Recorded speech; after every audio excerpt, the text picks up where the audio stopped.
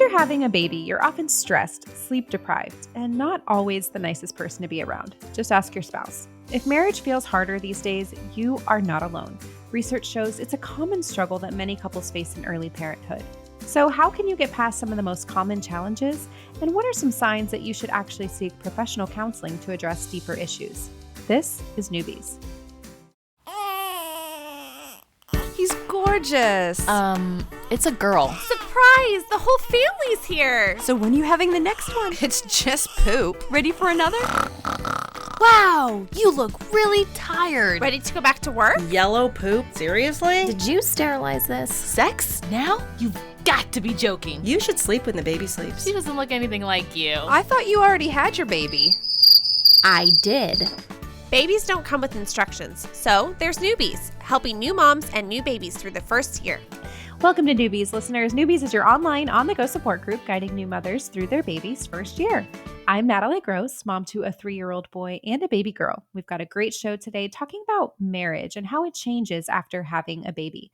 Now, if you haven't already, be sure to visit our website, that's newmommymedia.com, and subscribe to our weekly newsletter, which keeps you updated on all the episodes we release each week. Another great way to stay updated is to hit that subscribe button in your podcast app. And if you're looking for a way to get even more involved with our show, then check out our membership club called Mighty Moms. That's where we chat more about the topics that we're discussing on the show. And it's also an easy way to learn in advance about our recording so that maybe you can join us. I'd like to introduce our panel of guests today. We have Sultana Kareem here as our featured expert. Sultana is the owner and psychotherapist at Kareem Counseling Services, where one of her specialties is mental health for moms in pregnancy and the postpartum period. We also have moms Lauren Rose and Lacey here to share their perspectives on this topic as well. So thank you all so much for being here. As we get started, please tell us a little bit about you and your family and also your spouse and how long you've been married, since that's kind of relevant to our discussion today. So Sultana, as our featured expert, do you want to kick us off? Yeah, sure. So hi, everybody. I am a mom of one. My daughter is 4. And I've been married, for about 9 years, but we've been together since I was like 16. Oh, so wow. That's incredible. So it's been a long time. Yeah, that's awesome. Lauren Rose, what about you? Hello. Just also a prereq. Thanks for having me on. You also have August, our little 3.5-month-old, on with us today. He's learning his voice. So you might just hear some fun jibber jabber as he's hanging out with me. Awesome. But my husband, Evan, and I have been together for 5.5 years. Yeah. And we're actually a military family. So he is in the Army. We're currently stationed here at Fort Benning, Georgia, a couple hours south of Atlanta. We've been a couple different places. So in this season right now with August, and we've been married for 2.5 years, but we were a pandemic married couple. So we moved our wedding multiple times. And it's funny because people will say, oh, you had a baby so soon after your wedding. I'm like, well, we were married for 1.5 years, but yes, I guess we did get pregnant right after the final actual big party. Awesome. Thank you so much for being here, to both of you. Lacey, what about you? Yeah, I'm Lacey, and I am a mom to 4 kids. So our age ranges for our children are 7 all the way down to 11 months. And my husband and I have been married. We're actually coming up in like 10 days. We're celebrating our anniversary, and it'll be 11 years. Well, thank you all so much for being here. I'm so excited to learn more about you and your relationship. So let's kick it off talking about some challenges that you've experienced as a couple that have really come up since having kids that maybe weren't applicable before having kids. Sultana, do you want to start us? Communication. Because in some ways, before we had kids, like we didn't have to think about the nuances essentially that have kids and how to like talk about parenting and what that's going to look like. And just how to maneuver responsibilities as a couple, as a family, and values and traditions. It only came up after the fact, and we're like, oh crap. How do we mend both? And also have effective communication without feeling resentful of one another because they didn't do something. Lauren Rose, any thoughts?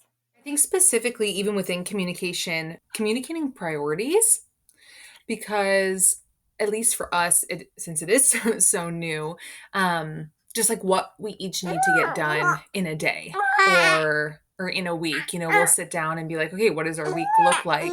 Because if we don't do that, one of us is like, oh, I have XYZ to do. It's like, oh, I thought you're going to take the baby when you got home from work, but you still have more to do. So yeah, like super, just like setting those expectations for one another. Even more than that specific communication is also just sleep and how we react to one another when we are sleep deprived. And just realizing like we came up with something probably about very recently, like a week or two ago, of that was not kind. Like rather than the whole someone says something and then a few hours later the other one's like, hey, remember when you said that thing? Like I've kind of been thinking about that still, and maybe that could have been communicated a different way, which is great, and we were doing that for a while, but then it felt like we were like stepping on eggshells waiting for those conversations. So just something as simple as like, hey, like I know you didn't mean that in the way that you said that. That wasn't kind. And it'll just kind of check the other person of like, oh yeah, thank you for calling me out. I love you. Regroup. Yeah, that's such great advice there. Lacey, how has marriage been, since pre-kids and then subsequently after each kid? Does it get more challenging? So I would say, I don't know that I was ever prepared for the operating on such little sleep. And so all these other areas of life kind of build off of that. So, like, the lack of time in a day or all the communication disruptors. Like right now, our oldest is 7. So we're able to tell him, like, hey, mommy and daddy are trying to have a conversation, but when they're a newborn, you can't do that. So, the operating on little sleep and then trying to work through, like, what can I get done today that's successful? How can I best communicate with my husband? And then how do I handle the overstimulation, like constant noise? Kids are making so much noise. And even though a lot of the noise can be happy noise, it's still so much. And when I had my first kid, I didn't have a support system to help me understand what that was. So I just thought, okay, I need to learn to get over this. I didn't know what a healthy approach to that looked like, to admit, like, okay, my son crying 24/7 has affected me in a way that I wasn't prepared for. So Yeah, for sure. Are there any ways that you mamas think marriage has gotten easier since becoming parents? Or maybe you've discovered like a new side of your spouse that you actually kind of like? Any thoughts there? I think in the best way, because we're both sleep deprived or because we both are dealing with communication, we do have a sense of understanding for one another as well. And so when we do come together like in the evenings, I feel like there's just this mutual like sigh of relief that we get to share each day. That's like we're together. And the day was crazy. And we all had stuff. We both had crazy stuff going on, and we both had different parenting side of things. But at the end of the day, like, it's you and me, babe, Yeah. I'm not sure that I would use the word easier or even harder, but I think I would rather say, marriage is a lot sweeter, because I've seen my husband take on the role of a father. And what does that look like for our children, and how he loves them, and how he wrestles them in the evenings, and how he plays with them outside in the yard, and how he teaches them when they need to be, taught how to do what's right. And so I would say, yes, like there's challenges with bringing kids into the family, but it's so sweet. Like it makes marriage so much sweeter because you learn your spouse on a deeper level, and that causes you to love them even more. Yeah, that's awesome. So, Tana, do you have anything to add? I would say for my family, since we go through a lot of transitions, because my spouse is he's in the military and he in civilian job is a police officer, so we're constantly in transition. Uh, but I would say the biggest thing for us is communicating, like what our schedules look like, do we have time to fit in like 5 or 10 minutes for us just to talk and catch up, and then have the moments of us as a family doing things together and planning things together. All right. Thank you all so much for sharing that valuable advice and experience. We'll be right back.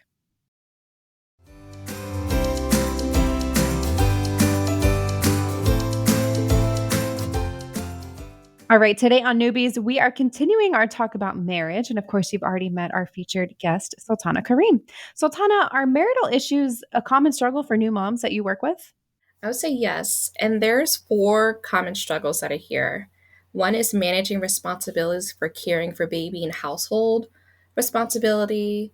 The other is having no time to connect as a couple, where you're fostering the relationship and sexual intimacy because caring for baby takes precedent. Sleep deprivation, as we already talked about a little bit so far. And then disagreeing on parenting styles. So, for example, like to co-sleep or to not co-sleep, to nurse baby or to feed baby formula, or what cultural traditions should we celebrate and add to our family. Yeah, those are big. Mm-hmm. Your website talks about helping people feel connected to their bodies, their minds, and their relationships. So I'm curious, why is it so often that we as moms feel disconnected from our relationships and especially our spouse, which is arguably our closest relationship? And I'm curious if, it has to do with because our whole identity just changes after we become a mom, right? Absolutely. It's a major life change to have a baby. And then caring for a baby if you haven't done it before. And even if you've done it before, babies' temperament and just what their needs are a little bit different for each baby. And if you also have other life changes that happens concurrently, so like some people move, some people get new jobs, the choice of either staying home or going to work, and all these other different life changes can have a dramatic impact on your relationship. Also, not fostering connection with your relationship. Sometimes it can feel like you and your partner are drifting apart from each other because you're not communicating as much, or maybe you're so invested in taking care of baby and you feel like you have that responsibility to do so, but your partner doesn't feel included in that piece. I always talk about like how we communicate with each other can impact our connectiveness. So if you or your partner are excessively complaining, criticizing, name calling, contempt, it can drive distance between you and your partner. Or if you feel like you have to parent your partner, which is a whole other ballgame because they don't want you to tell them what to do all the time, but at the same time, it may feel like you're not doing X, Y, and Z. You often will feel alone in that communication, especially if you're not working together to solve the problem and you're making all the decisions. Yeah, that kind of leads me to another question I had, which is like, especially if we're nursing or, we are the ones making the milk to feed the baby, a lot of the responsibilities of taking care of this new baby seem to fall on our shoulders as the mom, even if we have a supportive spouse or partner. And that can start to feel really overwhelming and start to cause us to resent our spouses. I've heard that from a lot of moms. Do you have any advice for moms going through that on how to really reframe that in our minds and get past that? Because that's tough. Yeah, it is. I suggest communicating with your partner about your experiences and you work together with trying to maybe they have some time with baby and they feed baby. Maybe you pump a bottle, you pump or hand express and let your partner feed baby so you get that break in between. Remember, like it's a team effort when raising baby, and it's not one way of doing it. There's some science at play too. I mean, we have all kinds of pregnancy and postpartum hormones that really affect our mood. How does that work? And that can really affect the way we treat our spouse, right? Is that something you see?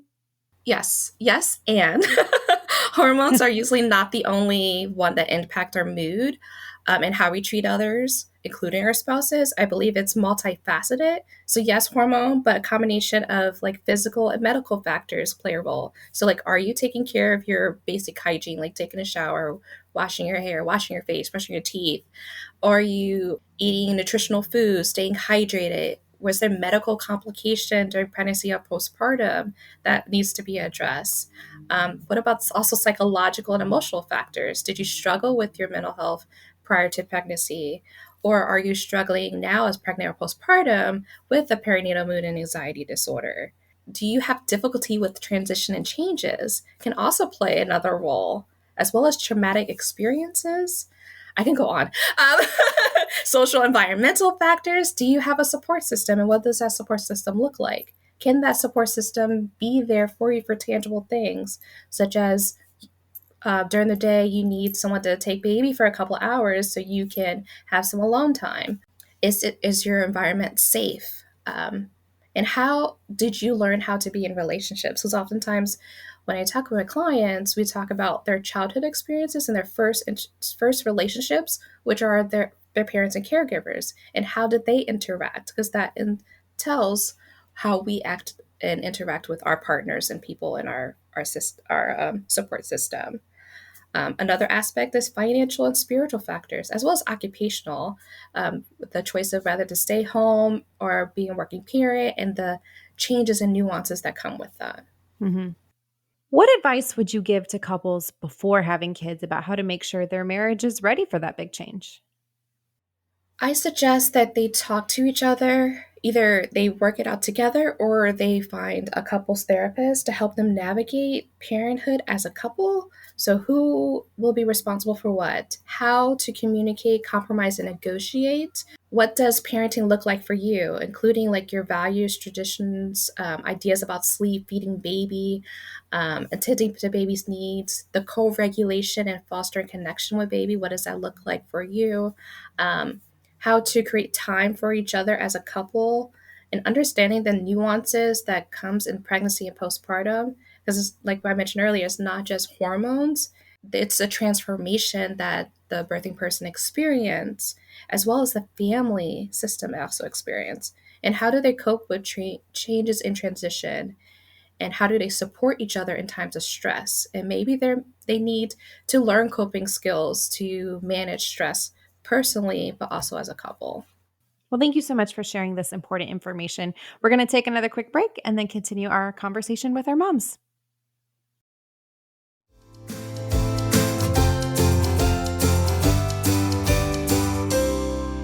All right, welcome back, Lauren, Rose, and Lacey. Any thoughts on what we've just heard from Sultana? Did any of that resonate with you? And I'm especially curious what kinds of conversations you had with your spouse before becoming parents and how that kind of helped you navigate those early struggles. Yeah, I definitely relate to what you said. I mean, so many great points. I think the biggest one that stands out for me is that support system, being that we don't live near any family. And that was actually a conversation we did have before, was what will that look like for me, living somewhere where we don't have anybody around us other than like good friends. So what's been really sweet is we knew we were moving to a base where we actually have a lot of friends with little ones also who kind of moved here around the same time. So I didn't realize just the level of like mom community. Like it doesn't matter who you are, where you are, what kids you have, like if you're a mom, you're a mom and you just are there for other moms. And that has been the sweetest thing for sure. Um and and yeah, that definitely went stood out of 10. Yeah, I think I would just say, we've talked a lot about communication. And so my husband and I, before having kids was like, yay, we want to have a kid. But you really don't know the impact of it till it actually happens, right? Like you can read every book and try to prepare as much as possible, but you just don't know. And for us, our firstborn was just a very challenging baby. And I thought, this I like something's wrong with me, that I'm not the mother that can help him the best, but that's not true. And so in those moments, like talking to my husband and communicating with him about how I feel as a mom and like why can I not, you know, why does he not calm down when I hold him and things like that, we figured out other things were going on, but just being able to talk with each other and even through my doubt and fear, still just able to try to communicate how am I feeling in that moment was just so helpful, especially for him to know like how to best help me, if he could do something. So, Did anyone else struggle with that resentment like I talked about, or was that just me? I did. Yeah? Yeah. It was little things that add up to big things.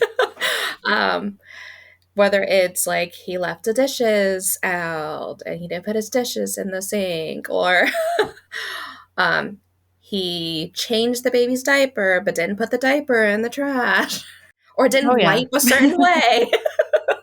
Because my daughter, well, is a girl, so you have to wipe front to back. And eventually we did work through it after I went to therapy myself. And I was telling my therapist about all like how I disdained my husband.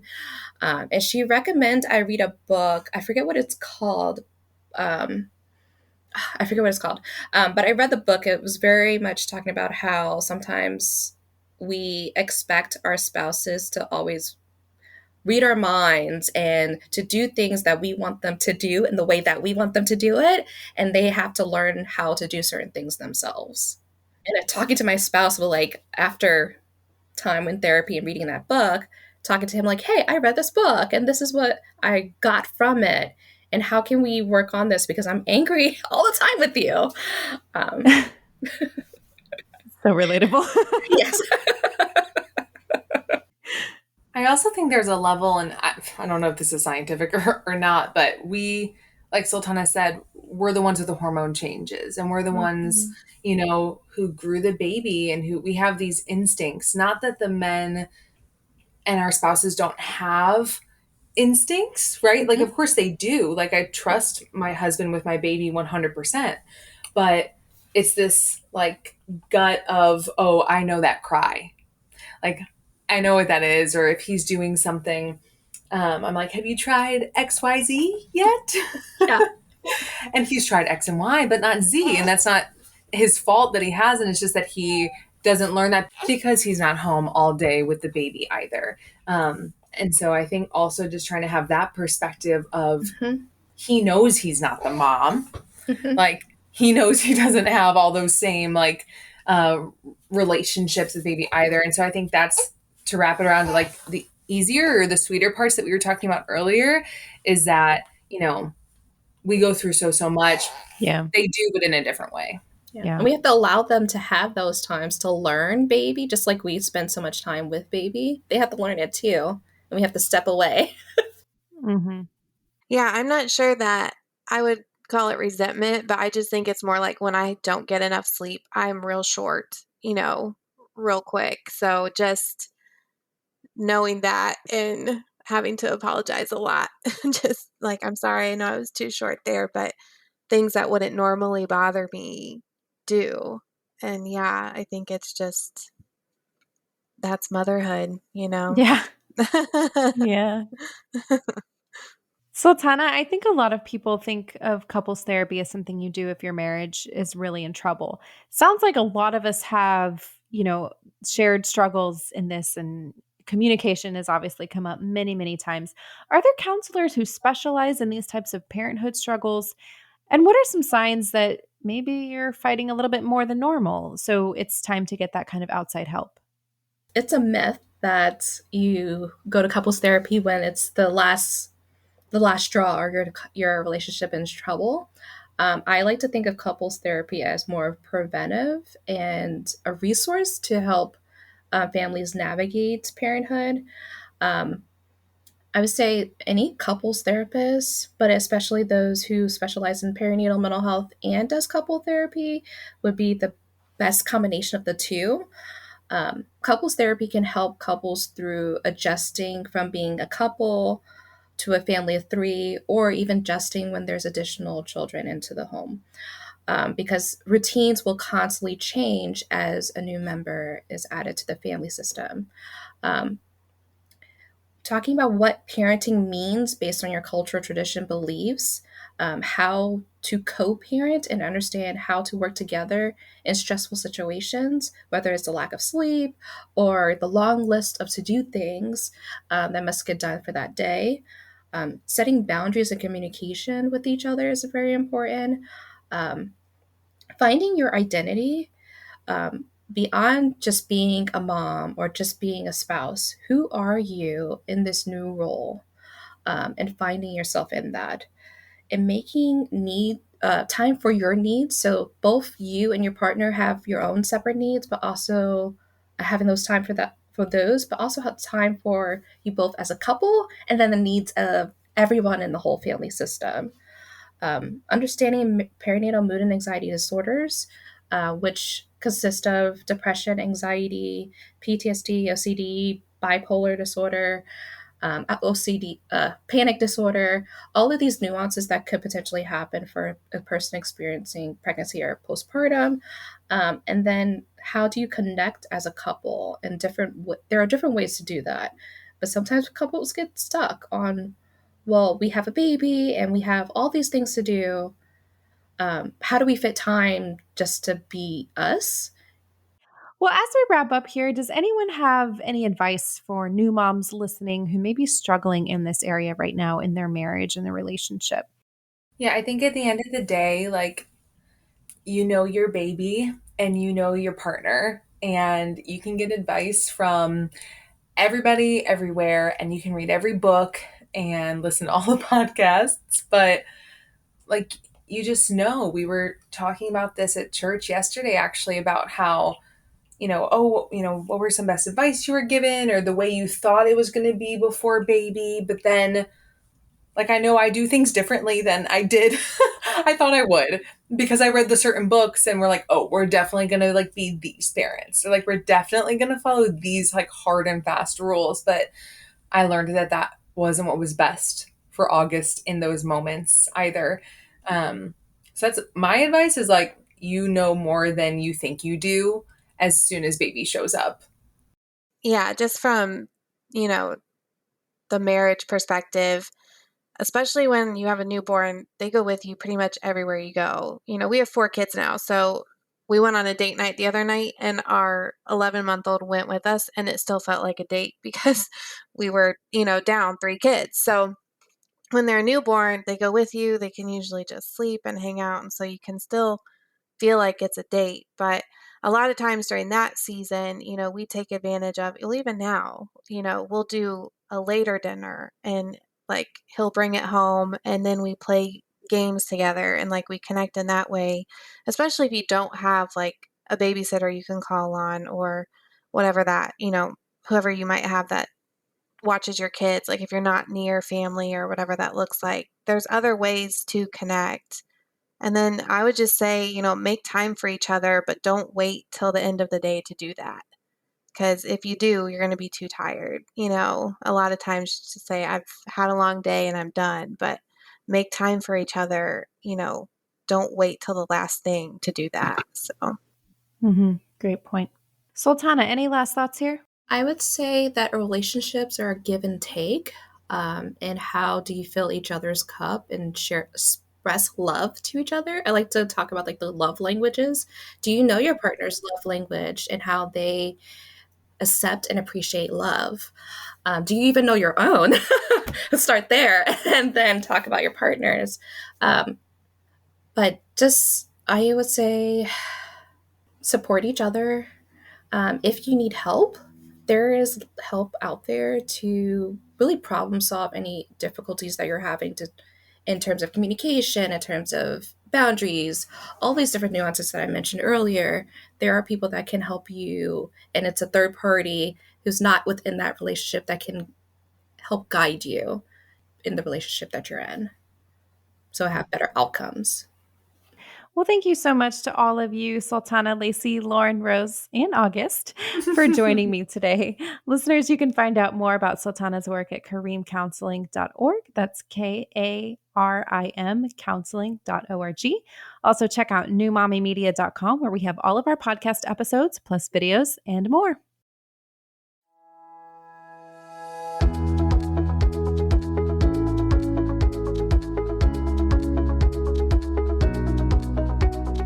That wraps up our show for today. We appreciate you listening to Newbies. Don't forget to check out our sister shows, Preggy Pals for expecting parents, Parent Savers for moms and dads with toddlers, the Boob Group for moms who give breast milk to their babies, and Twin Talks for parents of multiples.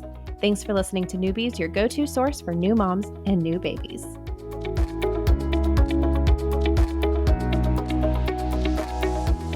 This has been a New Mommy Media production. The information and material contained in this episode are presented for educational purposes only.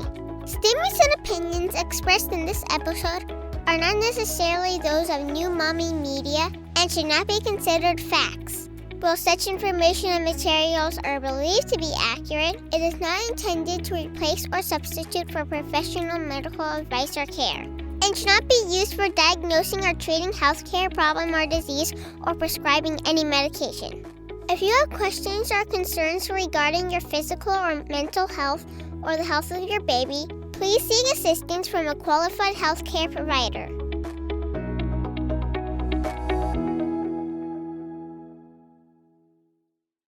Hey mamas, don't forget to check out Mighty Moms. It's our online community built for new moms just like you. Not only can you connect with other moms, but you can also join us backstage for special mom-only online events. And you'll also be notified when we're recording so you can join us as a special guest. Visit our website, newmommymedia.com, and click on the Mighty Moms banner. It's free. That's newmommymedia.com. See you there.